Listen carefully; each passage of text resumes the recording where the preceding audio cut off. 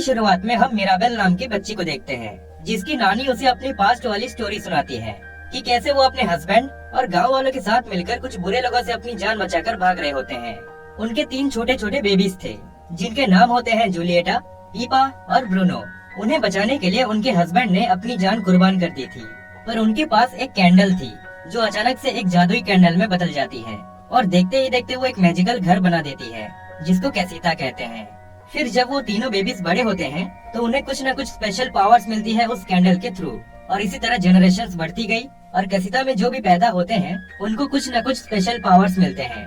फिर scene shift होती है प्रेजेंट में, जहाँ हमें पता चलता है कि मिराबेल जूलिएटा की बेटी थी और आज के दिन उसको भी कुछ न कुछ स्पेशल पावर्स मिलने वाली थी। फिर हमें कुछ साल बाद दिखाया जाता है जहाँ मिराबेल अब बड़ी हो चुकी थी, लेकिन उसके लिए सबसे दुख की बात ये थी कि उसको कोई भी स्पेशल पावर्स नहीं मिले थे।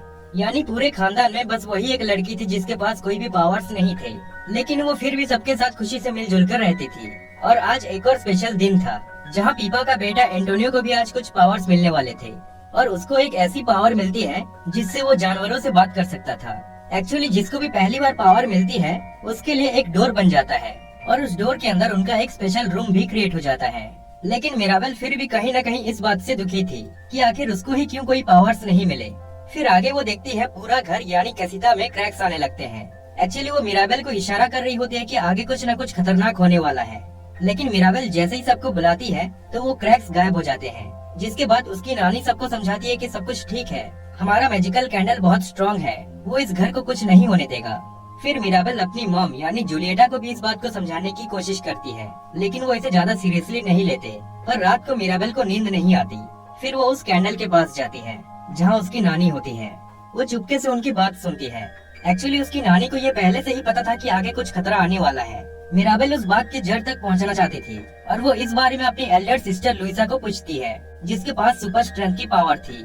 वो बोलती है कि जब तुमने वो क्रैक्स देखे थे तो तभी मुझे भी फील हुआ कि मेरी ताकत कमजोर हो रही है। वो ये भी कहती है कि उनके मामा यानी ब्रूनो ने कैसीता छोड़कर जाने से पहले किसी चीज का विजन देखा था जो आज तक किसी को नहीं पता। अगर तुम उस राज को जानना चाहती हो तो तुम्हें ब्रूनो के रूम के अंदर जाना पड़ेगा, लेकिन वहाँ पर जाना सबके लिए मना था। पर फिर भी मिराबेल ब्रूनो के रूम में चुपके से चली जाती है, जहाँ उसे कुछ कांच के टुकड़े मिलते हैं, और जब वो उसे जोड़ती है तो उसमें उसी का ही विजन होता है। फिर वो रूम भी टूटने लगता है, जिसके बाद वो उन कांच के टुकड़ों को अपने साथ लेकर वापस आ जाती है। फिर वो देखती है कि लुइसा के पावर्स बहुत तेजी से कम हो रहे थे, जिससे वो काफी परेशान थी। उसके बाद मिराबेल ब्रूनो के बारे में सभी से पूछने लगती है, लेकिन कोई भी उसके बारे में बात करना नहीं चाहता था। उसके बाद मिराबेल के डैड को भी पता चल जाता है कि वो ब्रूनो के रूम में गई थी, लेकिन वही डोलोरेस जो कि मिराबेल की कजिन सिस्टर है, वो भी इस बात को सुन लेती है। और आज के दिन उनके दूसरे सिस्टर इजाबेला की एंगेजमेंट होने वाली थी मारियानो नाम के लड़के से। लेकिन डोलोरेस सबको धीरे धीरे मिराबेल के बारे में बताने लगती है कि वो ब्रूनो के रूम में गई थी। इसी बीच कुछ चूहे उन कांच के टुकड़ों को जोड़ देते हैं, जिससे दोबारा पूरे घर में क्रैक्स आने लगते हैं, और मिराबेल उन चूहों से उसको छुड़ाने की कोशिश करती है, लेकिन इसके चक्कर में वो सब कुछ गड़बड़ कर देती है, जिससे इजाबेला की एंगेजमेंट टूट जाती है और लड़के वाले गुस्सा होकर वहाँ से चले जाते हैं और सभी मिराबेल को ही ब्लेम करते हैं।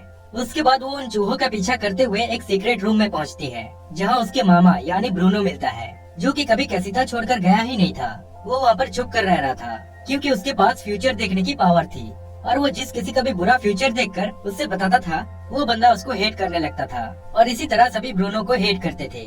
इसीलिए वो सबसे छुप कर रह रहा था, लेकिन सबको लगता था कि वो कैसीता छोड़कर चला गया। मिराबेल उसको उन कांच के टुकड़ों के बारे में पूछने पर वो कहता है कि जब तुम छोटी थी और जिस दिन तुम्हें कोई स्पेशल पावर नहीं मिला, उसी दिन मैंने ये विजन देखा था कि वो मैजिकल कैंडल खतरे में है, और ये समझ में नहीं आया कि तुम उस विजन में क्यों थी।